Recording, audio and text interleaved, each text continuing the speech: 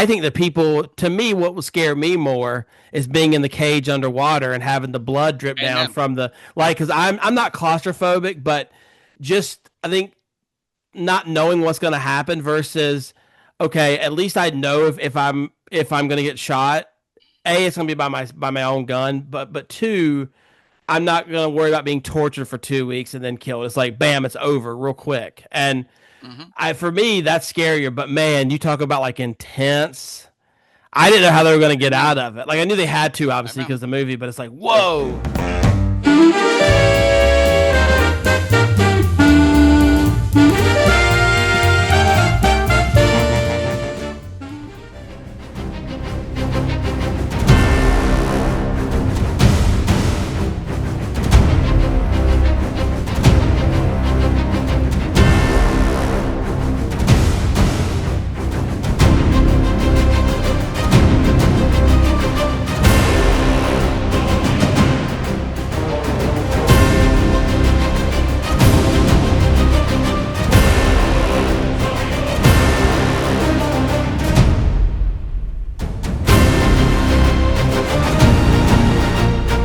Welcome back, ladies and gentlemen, to the Chicago Cinephiles podcast. I am your co-host Daniel. Join with me, as always, is the wonderful Steven and the wonderful James. Fellas, how we doing today? Steel-tastic. Still, Steel-tastic. That's Oh, good. that's kind of funny. Oh my! Oh, I just touched my eye. That was not Steven's good. I got was steel not in his working on that eyes. joke all week. Oh, I've got a sliver in my eye. Oh Steven's God! got a sliver of steel in his eye. I just did it. Oh my gosh! So, there it is. Okay, All right, y'all. Well, my contact welcome, lens. welcome. My Thank you so much for coming out tonight to talk about a very bubbly movie. For It's the feel those, good movie of the '70s, isn't yeah, it? basically. So for those of you guys that don't know, We, we are the Chicago Cinephiles podcast. We are a Oscar-winning, mostly podcast where we discuss former Oscar winners and debate whether or not they should have won. Kind of go over what was going on in the world, some just some basic questions, maybe some spoilers, not like a ton. We don't go too in depth in it, but and at the end we give us our opinion whether it should won or not, and then you guys let us know in the comments how dumb we are or how right we are. spoiler alert! It's about Vietnam. Oh, there you Yeah, go. we appreciate all the comments, all that kind of stuff. But without further ado, fellas, let's hop on in. So this is episode 26. It's the Deer Hunter episode, the Mm-hmm. the one I've kind of dreaded. Yeah, me too. So this was released nationwide February 23rd, 1979. Had an LA release in 78, like in December, but the full release was in February. Very star-studded cast. Oh yeah. Um, got Robert De Niro as Mike, Christopher Walken as Nick, John Savage as Corporal Pushkoff, John. I never say his last name. Is it Cazale? Gazelle. Yeah. Cazale, thank you. As Stan, and then the lovely Meryl Streep as Linda, who I'm so thankful she's in this movie because it Oh, she's really, like, I don't know delightful. what it'd be a sausage fest without her. Um, which is probably why Steven likes no. Um, Hey, but seriously, folks. you thought Sausage Party was the first one. This is the prequel to it actually. So it did have a budget of about 15 million and a box office about 50 million. So pretty good numbers, pretty good. It was nominated for 9 Academy Awards, and that was the most by that. It was tied for the most for that month for that year, and it did win Best Picture, Best Director, Best Supporting Actor, Christopher Walken, Best Sound, and Best Film Editing. Wow. And in Wow. Wow. Wow. 2007, AFI named it the number 57 greatest movie of all time. And then in 1996, it was added to the film registry by Congress, which is becoming a trend lately. So, which is a good Yeah. thing because that means these movies are important, obviously. Amen. So that being said, now we're going to move on to a quick summary that Steven's going to share, and then we'll go into kind of what was going on in the world. So, Steven, go ahead and take it away for me, sir. Okay. The Deer Hunter is a powerful drama about three friends from a small steel town in Pennsylvania whose lives are forever changed by the Vietnam War. Before shipping out, Michael, Nick, and Stephen celebrate with a wedding and a final hunting trip. In Vietnam, they're captured and forced into a brutal game of Russian roulette, an experience that leaves lasting psychological scars on all three of them.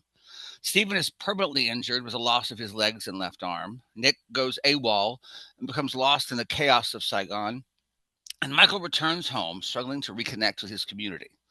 Haunted by the trauma, Michael eventually returns to Vietnam in a desperate search to save Nick, only to face a heartbreaking outcome. The film explores friendship, loss, and the devastating impact of war on ordinary lives. Well done. Ta-da! Well done. Really well done. You always outdo yourself. I did, didn't I? So this is so now we're going to talk about what was going on during that time period. This is 1978, Mm, which for those of you guys who have been listening, we've already had this year because we had mhm. Superman, but I'm just going to go over it again. So in January, we had Harvey Milk, the first openly gay person elected to public office in California, I believe. And in the same month, we had the Dracula killer. You guys should look it up. Murders four people. Wow. Spoiler: we may be doing that movie soon, so make sure you have your notification bells turned on Not the because killer, we but just the Dracula part. because we may be because we may be reviewing that movie. So be sure to tune into that one. February, Harriet Tubman became the first African American woman on a stamp. In April, Annie Hall beat out Star Wars for Best Picture. In May, the first Ben and Jerry's opened. July, the first test tube baby was born. In November, we had the Jonestown mass Wow. unaliving. Wow. And November, unfortunately, George Moscone and Harvey Milk were murdered. And then in December, Mr. John Wayne Gacy confessed to dozens of murders. Do you realize? Do you all know It's a about? lot of death. Yeah. Do you realize how that Dan White, who killed Harvey Milk and Mayor Moscone, do you know how he got off from that killing? He was not acquitted. Oh, he was acquitted rather. He had a Twinkie. It was called the Twinkie defense. He had a sugar rush. Yeah. What? Yeah, I'm not kidding. Look up the Twinkie defense. Wow. It caused riots in San Francisco. Yeah, The gays rightfully so. lost their minds. That's not the only time they've lost their minds over a Yeah, twink. true. E. Hello. See, Steven, you taught me all this colorful language. I'm so thankful. See, like, Twinkie. What? I just had one for dinner. I bet you did, honey. I bet you did. and, and on that note, let's get some fun facts out of the way. Steven, why don't you start and James bring us home? Well, I think one thing I want to bring up at this really is that John Cazale and Meryl Streep were partners. They had started a relationship because they did a play together in New York, and they were in desperate love. He had cancer at the start of this film, and they filmed all of his scenes at the beginning. And when the studio found out, they wanted to fire him. Yep. And said, well, no, he's uninsurable. Meryl said, I'll leave the show if you're gonna, pretty ballsy thing to do. And De Niro paid the insurance premium for him, Wow. so he could do the movie. And the thing about that goes on for me is when he died, which was just devastating for Meryl Streep. That's when she filmed Kramer versus Kramer, and who's in Kramer versus Kramer with her, help me, Dustin Hoffman. Dustin Hoffman used the death of John Cazale in the filming of Kramer versus Kramer to get more emotion out of Meryl. He also slapped her in a scene, if you've ever seen that, out of nowhere, just slapped her so you know it was coming. Wow. Like, yeah, but this had a devastating effect on Meryl. And so it rippled through a lot of her life. There's actually, and he was so young too when he died. Oh yeah, in his 40s. That's crazy. He was the best actor of their generation or any generation. I only know him in this and Godfather, and like, what more can you say? Like that's a pretty good Dog Day Afternoon. That's a pretty good list there, if you ask me. The fun thing that I love about this was that when the production manager asked the extras who were portraying the Russian immigrants to bring to the location a gift wrapped box to double as wedding presents. They figured that way they would not spend all this money on gift wrapping a box, but the gifts would look more authentic. So when they wrapped and the extras went home, the crew discovered that the boxes were not empty. They were actual wedding gifts. Wow. They put actual wedding gifts in there. And the production manager, I don't know who left with them, but there was like china, there's silverware. Like, these people went out and bought wedding gifts. They're not paying $15 for the day. Wow. More money than that. So, I really think that's kind of a cute thing in this very bleak movie. Yeah. We have to find that, right? Oh, you have to find. What about you, James? What about you? So, a lot of this was filmed like on location. They didn't do any stand stages. Wow. So, like the steel mill, They had to like take out a $5 million insurance policy for them to be able to film for the actors because they were actors were in the steel mill while they were actually doing that stuff. So the furnace floor. That was kind of crazy. Oh yeah. The other thing was Robert De Niro. This kind of cracked me up. He prepared by this role was socializing with steel workers, and he was introduced. He was introduced to his new friends as Bob, and apparently Bob. No one recognized him. No. Hey Bob, how you doing, Bob? I guess if I was a steel worker, yeah, right. Yeah, he looks an awful lot like Robert De Niro, but why would he be around me? So I guess I could get that. Well, I'm trying to think, what would he have been? And like, I wonder, like, what would have been the movie they would have not like known him in too? Because like, I don't think he was like, I don't think he was like fully De Niro then. You know what I mean? But it's kind of weird seeing Christopher Walken and Robert De Niro as young. It's like, so weird. I always think of him. That's what I was telling Steven. It's so weird. It's so jarring to me. I sent it to Daniel. If you really want to get weirded out by not Robert De Niro, but by Christopher Walken, just look up his scene singing and he lip syncs, but dancing and singing and Pities from Heaven. He's an incredible tap dancer. Incredible. He kills that moment. It's a movie that not many people have seen. It is a revolutionary musical in my opinion. It really moves the form forward. And Christopher Walken is outrageously talented. And you think, how is he doing that? He's a tap dancer. Like, he's really incredible. So, it's fun to see other sides of these people who younger people don't even know they had this ability in them. So crazy. So I do know too that they got, I think they had to, correct me if I'm wrong, but wasn't it something to do with like they had to convince the Thai people that like it wasn't going to be anti whatever, and then they weren't very happy about it. I know. And then I did read somewhere that apparently there's no recorded record of any Russian roulette ever actually happening in Vietnam. Yeah. Which I mean, probably. No. I mean, it probably did. I mean, let's be honest, but like no one's gonna record it like they're drunk. Like, hey, I'm the last guy surviving. Let me record this. Dear diary, I killed 7 of my friends. Like what? There's no VHS recording of it either. So, but I loved also the drop, the drop from the bridge or from the helicopter, the 40-foot drop. That's Robert De Niro and John Savage. Wow. They did their own stunts and they dropped 15 times in 2 days. And the guy was battling cancer. Yeah. No, that was that's John. Oh, sorry. Yeah. I mean, but I would say, you know what? I'm going to have to be over here in this cage with some rats. Get me a stunt person for that one. Get me a person for the drop. Just give me one for the whole movie. Actually, put my face in CGI. We'll call it a day. You know what I'm saying? But wow, just wow, a lot, just a lot. Good Lord, have mercy. Anyway, James, you want to wrap it up for anything else? One thing that, like, when you were talking about the Russian roulette thing, they did say, the director said, like, well, you can't prove it didn't happen. Right. That's what I'm saying. Like, yeah. Like, because like I said, like, who's going to write it down? Like, like I said, Dear Diary, me and the fellas played Russian roulette today. Like, they're not doing that. But it's funny you say that because history is written by the survivors. Oh yeah. So history's been winners. That's what that is. Yeah, that's the winner. Well, that's true. Conquerors. So if you won, are you gonna, because that's really strange. But I know there's a lot of discussion about that. Well, and like truthfully, like there's so much other horrible things going on. I feel like that may be something that you just didn't write about. If it did happen. Or is it kind of like a Fight Club situation where you didn't talk about it? It just happened. To me, that's kind of what I think more happened than anything. Mm-hmm. Alrighty. I'm just looking up this right now for Robert De Niro. He had done Mean Streets and The Godfather Part 2.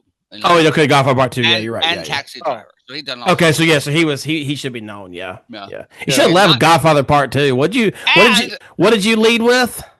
I said Mean Streets. Sorry. Come on. And he also had done, if nobody knows this, New York, the follow-up that Liza Minnelli did to Oh Cabaret God. musical, which is not good, but you have to see it. We have waited. It's been 26 episodes, and that's the first Liza appearance, I think. So we are. Liza, it's wonderful. Steven's So, losing his touch a little bit over there. it's wonderful. I'm Liza, wonderful. I love you, just love you. I love you. All right, y'all. So we're gonna move on to some of our sort of summary and trivia. Or sorry, not. We already done that. We're gonna go over like more about the movie itself and kind of go from there. So this is a movie that, for lack of a better word, none of us had seen. I know Steven said he had saw it, but he hadn't remembered. So we're gonna kind of just treat it as though we hadn't. And I'll go first on my initial thoughts. So this one and Apocalypse Now are the two movies that really made me not want to do this podcast, because I knew at some point the Russian roulette of the wheel was gonna land on it. Yeah. And yeah, so when it hit last week, my heart kind of sank, because I'm thinking, okay, this is really gonna test me. And it's not something like, where it's, like Moonlight, where I didn't fully understand, because I'm not a gay black guy or whatever. And so but you can kind of understand. But this is like truly like a hard watch. And so I was mortified going into it. And anyway, we'll get into it, but that's my initial thoughts on it. James, what about you? I mean, I had nothing other than you guys telling me it's going to get hard to watch. And then I'm just like watching the first scene in the movie thinking, oh, this is so nice. They're at a wedding. It's their buddies. And I'm just waiting for the hammer to drop. Yeah, James texted us saying that, like, didn't you say like your wife shunned you to the outside because she knew it was coming? She knew it was like, I told her it was going to be a depressing movie. Like, maybe not, like, let's not watch it together. So I had to like work around the schedule to actually watch it. Oh, yeah. Yeah, I was shunned to the great outdoors to watch it. Steven, what was your initial thoughts on it? As the only person who had seen it or remembered seeing it. And I said I took a class in college at the University of Tennessee. It was an elective. I took called Film and American Culture. I think it was my senior year, and it was taught by this former Vietnam vet. Wow. And he was the strangest man, because he was is what my father would call a hoss. He was a hoss. And he was huge, looked like a linebacker. I mean, just this huge man, but a complete geek, an absolute geek. The biggest nerd, big Coke bottle glasses, and a big liberal, but very stern. He was just a dichotomy of things. His class was very strict. You got there on time. You were not late. You said sir and yes, sir. I mean, it was just a very weird class. But we watched so many, and the film, the class was about films that really resonated with America. It wasn't about award-winning films, but films that resonated and why they resonated. What was it about this film that, And so, but we watched every Vietnam War film that there was. I mean, we watched it all. And as I told Daniel, the only things I remember from this movie are the blood on the dress, the wine on the dress, the wine dripping on the dress, and Nick and his final gunshot. That's it. I remember those two vividly, but that's all I remember, because I just blocked it out, because I couldn't remember. It's just so brutal in this movie, So I knew those two things were coming, and the blood or the wine. Say it again. The blood, the wine on the dress is very foreshadowing. Foreshadowing moment, but it's a hard watch, man. It's a hard watch. So it's so disturbing to me. And as I told Daniel, I watched this movie in class. We watched the movie in class. How did I watch a 3-hour movie about, like this intense in class in college? It's a lot to take in. So they don't make them like they used to, honey. Nowadays, you got to get a permission slip for My Little Pony, Hey, but to be fair, Steven, we watched Apollo 13, me and James in high school, and you watched The Deer Hunter. You're the true gangster in this. Well, I have no hair to do. You watch something fun. I watched let's watch the Russian roulette movie, Steven. Hey, great, thanks. All right, y'all. Well, let's hop into it. First and foremost, man, this was a very heavy watch. Very, very heavy. I don't really have much to add to that, other than it's very heavy. I'll let you guys kind of elaborate if you want to. I'll just kind of give the floor to you guys. Anything you guys want to say about that, or we can just kind of hop right in? I'll say this, and you're probably going to hit this later. If you are, tell me to stop. But the wedding lasting for a good 50 minutes drove me out of my mind. I was like, okay, I get it. You've set it up. You've set up this thing. Like, we get it.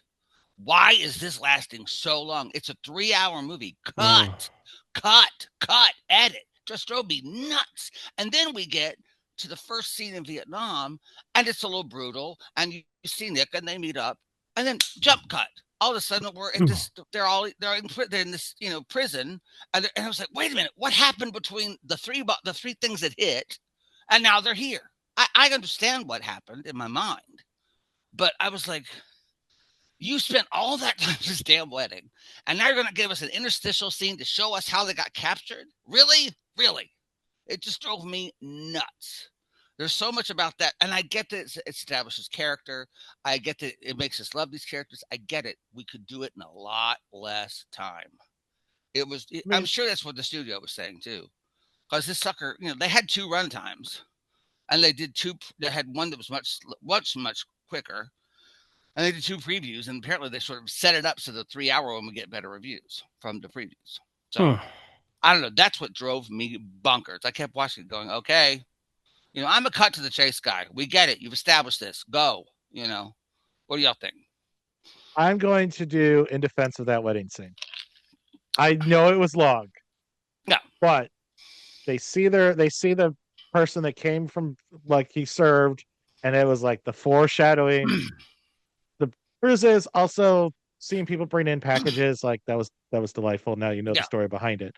But like honestly, it built up so much. Like, everyone's been to a wedding. Like, they're showing like everything. They're building it up. Like, I don't know. Like, I feel like I will defend the wedding scene, and I'm normally like cut if it's not doesn't make sense, but I will defend that wedding scene.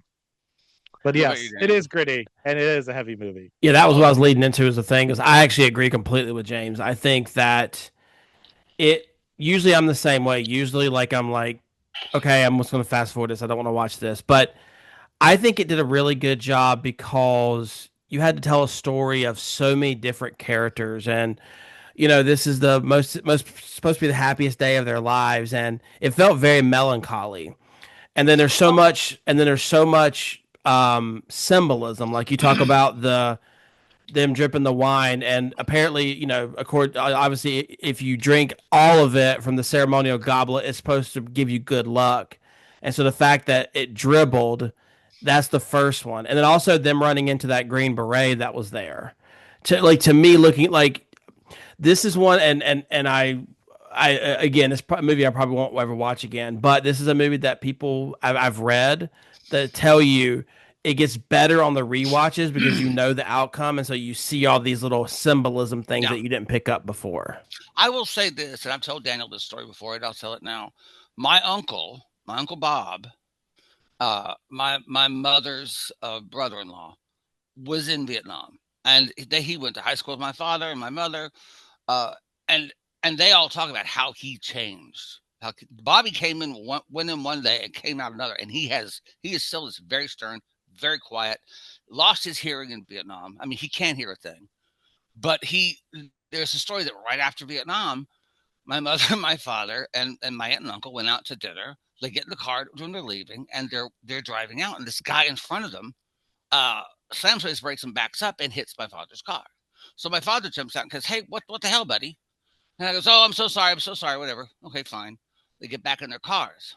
The guy drives forward and backs up again and hits my father's car again. What? Yeah, Bobby jumped out. I said, "Come on, boy, come on." And my father did too. He's really angry.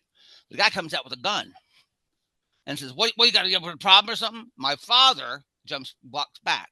Bobby walked forward and said, "You want to kill somebody? Come on, shoot me, boy. Come on, let's go back here. Shoot me." And the guy backs up and gets back in the car and leaves. And my father said, What are you doing?" He wasn't going to shoot me. He said, "I know people going to shoot you. He ain't going to shoot you. He ain't going to shoot me. He didn't want to kill anybody. I know you want to kill somebody." And that was what Vietnam did to him. Like, he had this sense, that's going to happen here. Yeah.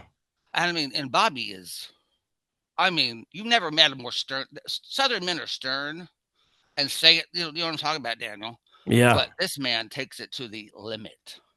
You know, when my mother was dying, he came by and saw me. My brother wasn't there. I'm alone. Take care of my mother. And he said, he's like, they're bringing me stuff to eat. Come here, boy. Yes, sir. He goes, you're here, boy. That means you do what you think is best. You understand me, boy? Yes, sir. You know, like he tells it like it is and cuts through everything. And that's what Vietnam did to him. And that's what you're saying happened to these characters. And we see that. I just think it could be happening a little bit quicker and cut a little dance. And like I said, usually I would totally agree, but I think it did a good point. To me, I think it did a good job too, because we've all been at weddings that have been like, okay, wrap it up. So I think it did a really good job of kind of feeling that same, like, some of those guys probably were like, and like, I also appreciate it because this was their last like time together. They didn't know they were going to live or die. So to me, it really soaked it in even more. Yeah. But I understand what you're saying too, Stephen. But I just think usually I'm on that side. But for me, I thought I actually didn't even it didn't bother me at all. But for the character of Angela, isn't she pregnant with someone else's child? I mean, Steven says, I've never Yeah. slept with. I mean, it's the 70s. What do you expect? I mean, yeah. So, I mean, that's why there's a melancholy about Yeah. it. I think everybody kind of knows. Yeah. No, the 100%. Yeah. You know, free love, man, free love. Yeah, right. I mean, hey, Stephen, maybe that's Creed's child. in the mud in the mud pit in the mud pit. But no, yeah, let's kind of just we're gonna move on to the next part because it's all basically we're all gonna have the same themes.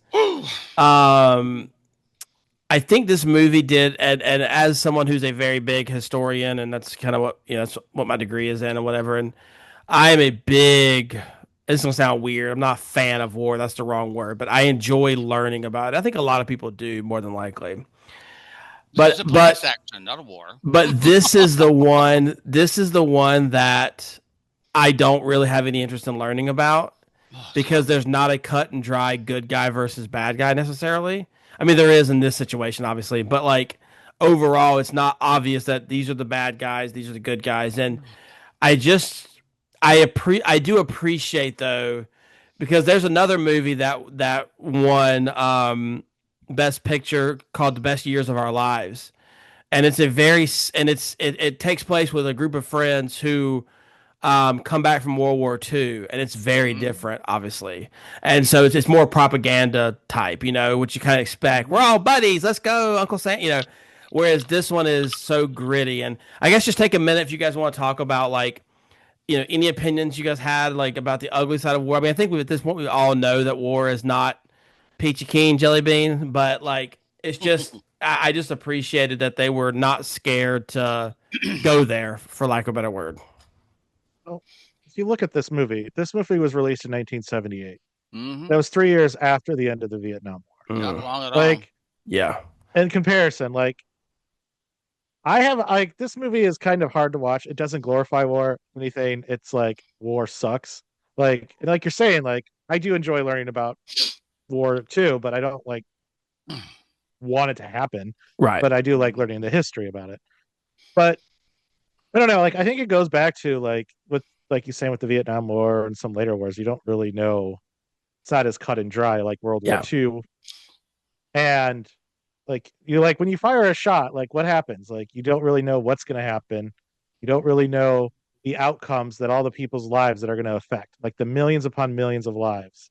The soldiers that just go on, you have the spouses and all that stuff. And it's this movie does a great job of showing not only the damage of the war, but the collateral damage. And what happens at the end? They all just sit down and talk, and nothing really changed too much. Yeah, agreed.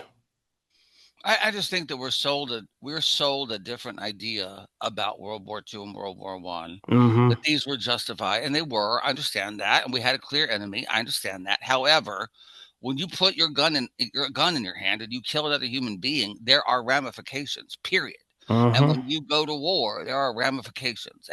And those people who came back from World War II were hailed as heroes. But because we had television coverage of seeing the dead babies and the dead women and children who had been killed by our soldiers, our reaction was completely different.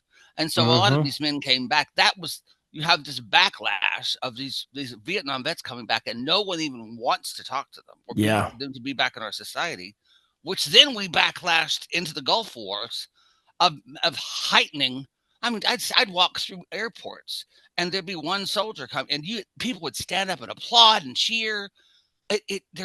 We do this in this country all the time. We go back and forth in this pendulum swing of being pro-America or anti-America. And this was the time when we just thought this was disgusting, and we knew it. Plus, you're dealing with also Watergate. I mean, there's this sense of America is rotten at its core. Mm-hmm. You know, I feel like a good example we can say is, to me, like, to kind of tie in last week's movie, Vietnam is kind of like Apollo 13, and World War II is like Apollo 11. Everyone wants to tune in, everyone wants to see it. And then Apollo 13 is the ugly stepchild that no one wants to hear about until it's the terrible things, and you're like, oh God, you know. And I agree, the way and also, like, it was the counterculture too. Like, I don't, there's famous celebrities like John Lennon and stuff who really amped up the pressure and it's not fair to the individual soldiers. They didn't. They did what they were supposed to do. It's the government. They didn't want to be there. Even to this day, I mean, they still don't get the. By the way, if there's any Vietnam veterans, thank you so much for your service. If you have not been told that, we here at Chicago Cinephiles, we appreciate you and all soldiers, but specifically, we're going to dedicate this to the Vietnam veterans, because you guys deserve way more praise than you guys get. Because seeing basically guerrilla warfare, that's a whole different ball game than storming a beach at Normandy. I'm not saying I'm not saying one's better than the other one, but not knowing what, having to sleep in mosquito-infested bogs, and in this movie, having to be in a cage underwater with rats and dead bodies around you. Like, I don't even, the amount of what's the word? Not cynicism, but like just I guess like the deviancy on both sides, because on the other side, you were facing, like I said, a lot of guerrilla warfare, and they were using bamboo shoots and stuff that are very primitive, but will F you up. No. You fall into a pit with bamboo shoots, you were skewered. Well, it's funny that you said it, because it reminds me of Americans fighting the Revolutionary War. Exactly. There's these redcoats walking in line, and we're behind a tree going, bam, bam, bam. Well, and that's the only way we won, and that's how they won, because they knew the countryside. Exactly. The country. Exactly. It's hard to deal with. It's very hard to deal with. So let's talk about this scene that we're going to hopefully show, depending on if YouTube will allow us, the Russian roulette scene. Oh my Lord. This is a scene, I think, that if you haven't ever seen the movie, you've probably heard of it or have seen clips of it or something. Besides the obvious, is there anything that you guys want to talk about this scene? For me, I was telling Steven, I think what would scare me more is being in the cage underwater and having the blood drip down from because I'm not claustrophobic, but just, I think, not knowing what's going to happen versus, okay, at least I know if I'm going to get shot, it's going to be by my own gun, but two, I'm not going to worry about being tortured for 2 weeks and then killed. It's like, bam, it's over real quick. And for me, that's scarier. But man, you talk about like intense. I didn't know how they were going to get out of it. Like, I knew they had to, obviously, because of the movie, but it's like, whoa. James, what you got? That scene messed me up. Yeah. Well, both Russian roulette scenes. This movie has multiple, which we'll get to. Yeah. But like this is one of the hardest movies.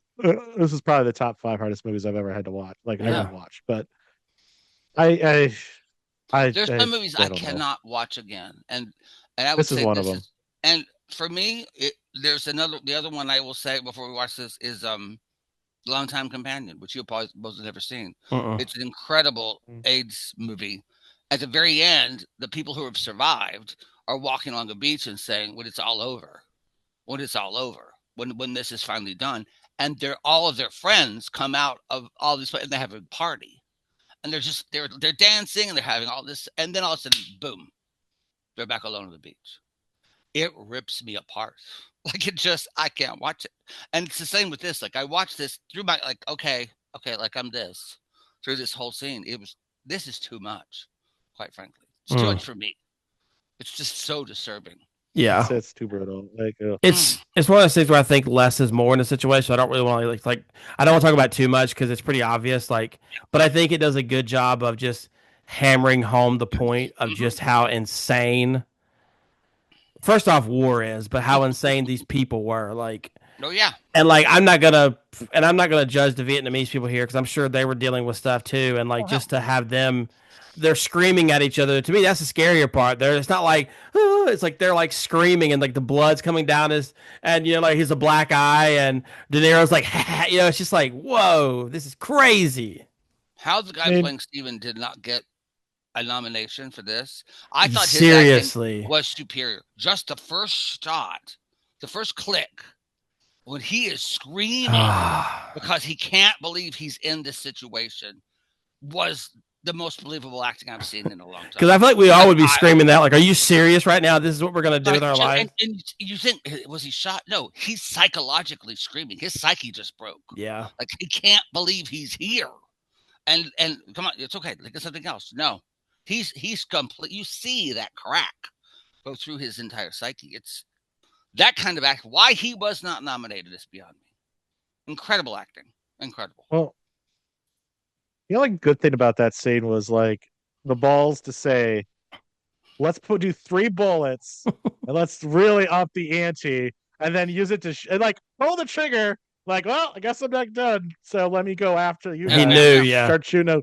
Yeah, like that's but I think that's genius, but the cojones. Well, I think it's also a good example of he was trying to save his friends, and he knew that's probably the only way they could save him was take a chance. Like, let's just go. And also, which we'll talk about a little bit later, I think this shows this does a good job of showing. Now, this is the movie, so I'm not saying this is true about people in general, but it shows a good example of the obsession of gambling that was going on in that time period.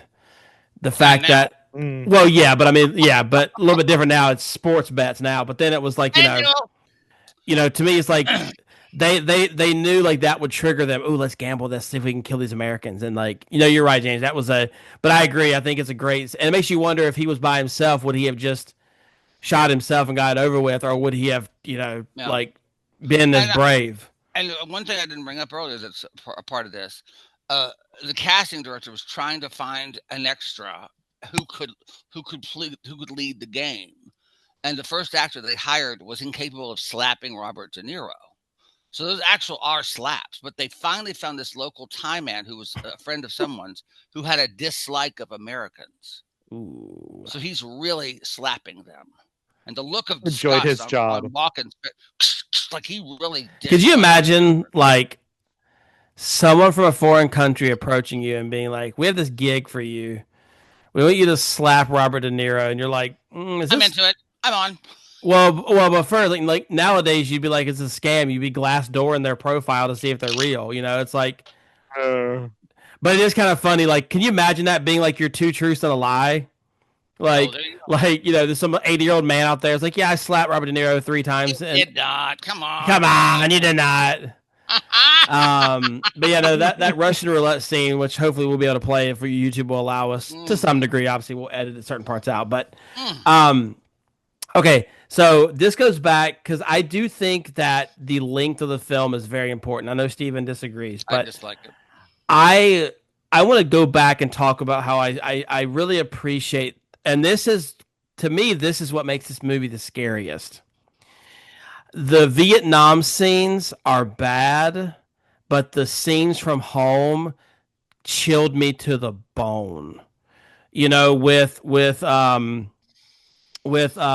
not wanting to, you know, he skips the party. He just feels so disassociated. Like, I never want a soldier to feel this way, and I know it happens because you and I have friends who are from, you know, not from Vietnam, but you know, Iraq War, similar.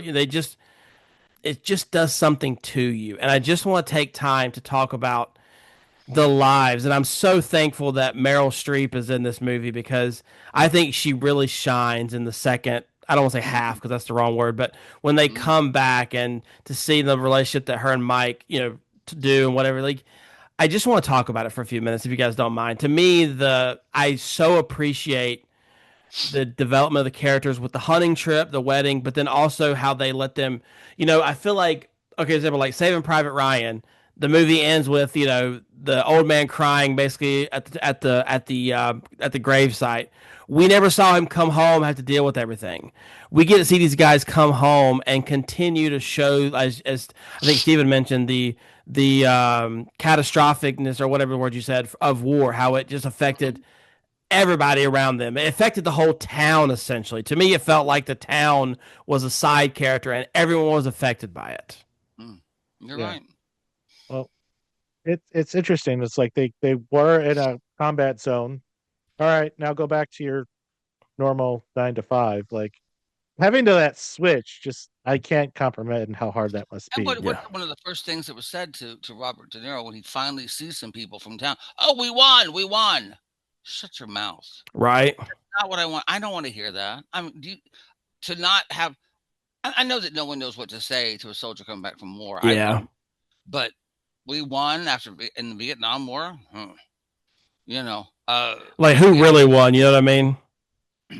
I mean, And there's and a like and joke like that- just the scene with him, then the other I guess Russian roulette scene before we get to the final one. Whenever he's, what's his name? Who does he confront? No, who does he confront? oh, That's Steve, screaming. Who? I'm drawing a brain fart. Who'd you say, Steven? I'm sorry. You mean Steven? Or no, you mean oh, In the I'm having a cabin? brain.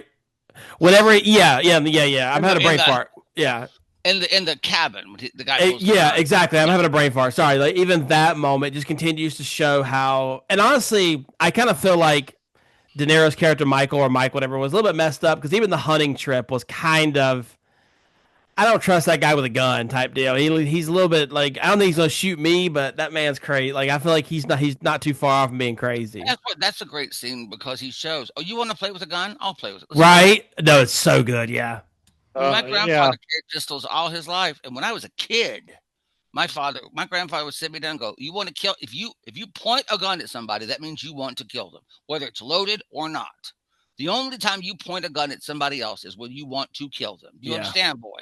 I mean, that's to me is understanding what firearms are. And here's this guy who keeps this little 38, which just piss somebody off if you shot him with it. It's not going to kill him. No. Okay. That's what my grandpa said. I'll just piss him. It won't hurt him. It'll just piss him off. So, but and he's being so careless about it, Yeah. lightly putting it to his friends. That's the scary part. Yeah. And then like Yeah, that's stupid. You don't just know like what's up, buddy. and then like talking about like the mental scars. Like we talk about, Michael to me, not Michael, I'm sorry. Steven, I think, is one of the most like tragic characters in this because you think he's escaping. You think he got lucky because he didn't fall out of the helicopter. And then he gets caught back up. Oh no. Oh yeah. Sorry. Yeah. And then it gets caught up, and you're like, what is going on? Like it's just. Don't they foreshadow that quite well with him? No, they do. You're right.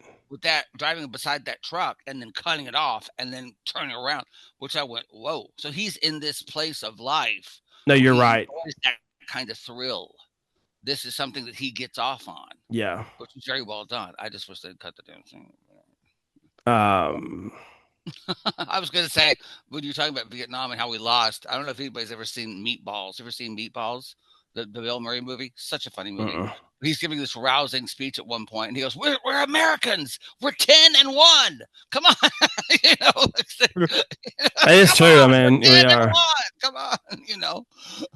So we lost one, but it's okay. We're 10-1. Do you guys think that? So then, like, let's talk about the symbolism of the movie Deer Hunter. What do you guys think that symbolizes? If we want, I've got some opinions as a, I don't want to say former because I don't have like a, I guess you never unretire, but like I've hunted deer before, so I have an opinions on it. But you guys go ahead at first. Like, what do you think there's a meaning behind it, and kind of like, what do you think? Just talk about the symbolism of the movie, or like of the name of the movie, like why they chose this movie. I don't really know, other than the fact that it's what he says in the beginning. It's one shot, two, you're a pussy. One shot, and when you watch him kill that first deer, it breaks my heart.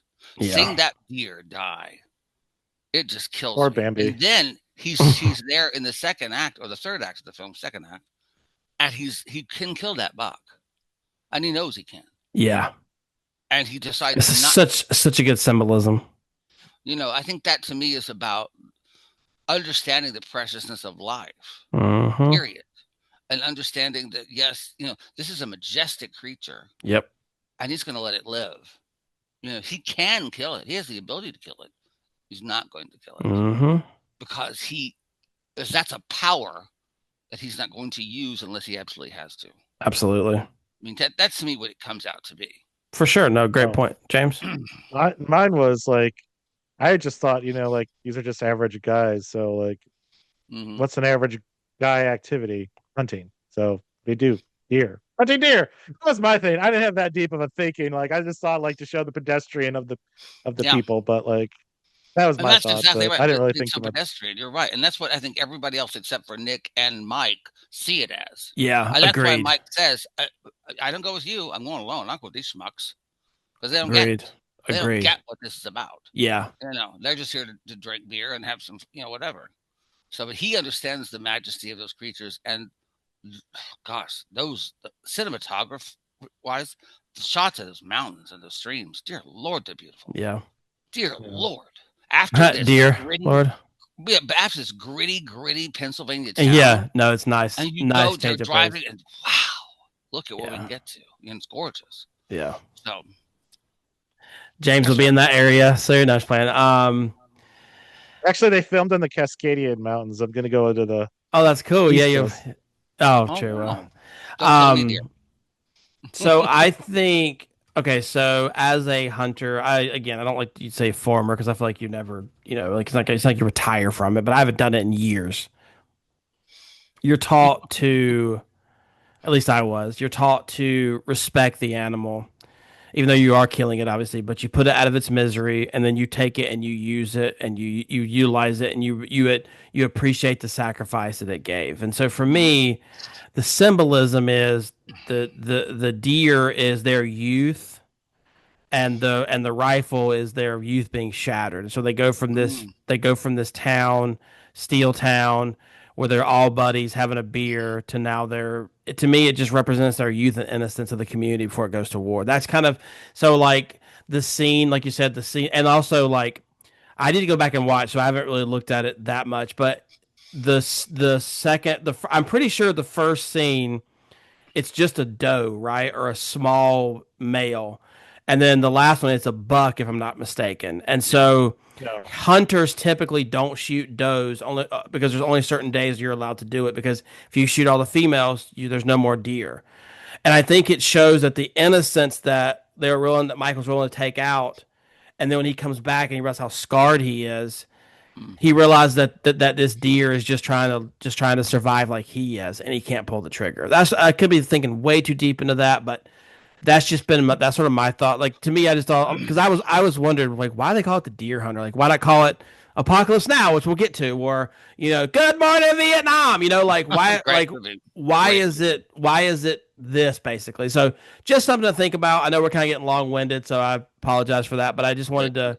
If you guys think of something else in the comments, please let us know. I don't want to skip over the final scene, but I don't want to talk about it because I don't want to spoil it. As I think Steven did a great job explaining it, where he basically said it's a very tragic scene. I'm not going to tell you what happened, but definitely, like, if you guys obviously are going to watch the movie, watch it all the way through, because those scenes, usually the last few scenes of a movie, you're like, they're probably not that important. No, these are very important last few scenes. Yeah. Destroys you emotionally. It hits you again. You're like, what the heck? And then I do want to shout out the soundtrack. I know that may sound crazy but if you truly listen to the soundtrack, it's gorgeous. And it did get nominated and won for best music or whatever. And it kind of ironically it won for best film editing. But it did win for best sound. And I don't think we realized it initially, but there's certain scenes you're like, wow, the music really is subtle, but it's like there. I don't know. It's hard to explain. The lyrics to the songs. Oh, they so good. It's like they perfectly, choosing a good song. There's when they're in the bowling alley, Tattletale Love. She's supposed to be in love with Nick. We don't know if he's coming back, but he's in love with her. Tattletale love. I mean, that Wow. they really Great are falling point. in love with each other. There's little things like that you just go, well, you're telling me about the scene in the scene. Yeah, good point. And that's very difficult to do, but when it's done well and it's subliminal, it hits you at a subliminal level. If you watch help me, Streetcar Named Desire, one of the songs that she keeps humming is Paper Moon. It's only a paper moon hanging over a cardboard sea, but it wouldn't be make believe if you believed in me. And here's this woman who lives in this make believe world that she's now forced to live in reality, and it's a brilliant touch. Like you hear those lyrics in your head, even if you don't know it. Those lyrics hit you away. And the same with this. There's you're just too good to be true. Just can't take my eyes off of you. My eyes off of you. Shout out Frankie Valli. Heck yeah, dude. He's still 95 and running, and he doesn't know he's here, but he's still. Hey, I saw him perform this summer, so Really. Why? Wow. That's a waste of money. He mouths the entire thing basically. Because I want to see I saw him. Fair enough. That was it. Fair enough. You got me there. All right, y'all. So now let's move on to everyone's favorite last thing was should it have won and did we like the movie? So for reference, the movies that were nominated were The Deer Hunter, which got an 8.1, Coming Home got a 7.3, Heaven Can Wait got a 6.9, wow. Midnight Express 7.5, and then An Unmarried Woman got a 7.2. Since Steven, I think, is on the opposite side maybe of us. I don't know. Steven, I'll start with you. 1, did you like it? And 2, did it deserve to win Best Picture? I don't know. I think it won Best Picture because of Alan Carr. I think Alan Carr did the marketing. Alan Carr, if anybody knows what Alan Carr is, at the time was the hottest thing in Hollywood. He had just produced Grease and marketed Grease. He was a legendary marketer. And he's the one that decided when to release this movie, how to release it so that it would have the most heat before the nominations came out, before people were voting. That's the reason this movie won, is he knew how to position this movie so that the voters would see it. Alan Carr did that.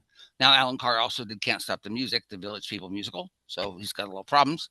But this is the second time he's mentioned that in these podcasts. I'm just saying he's brilliant and he's also an idiot. And you watch what you go, whoa, some bad choices. But I think that's why it won.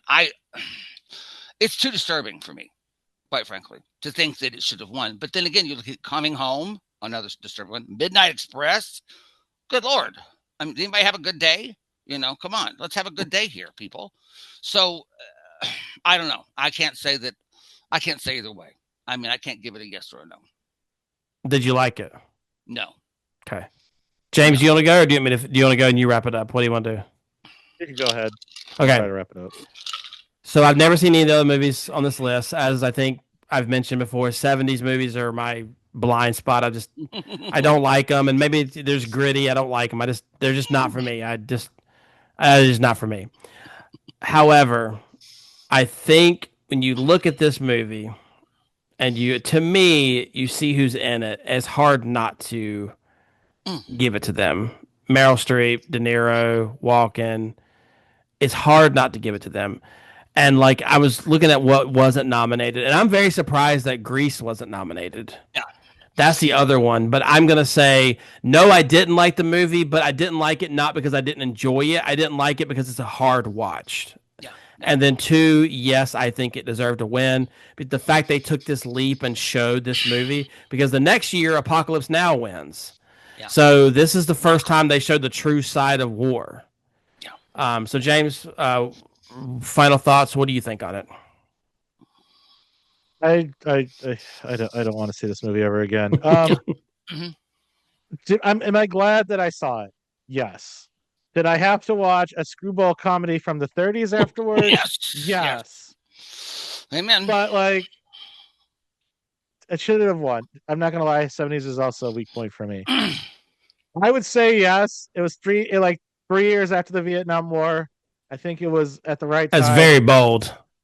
It's a very bold choice because America was dealing with people coming back and like, you know, you're like Steven's uncle, like how to deal with what happened to him.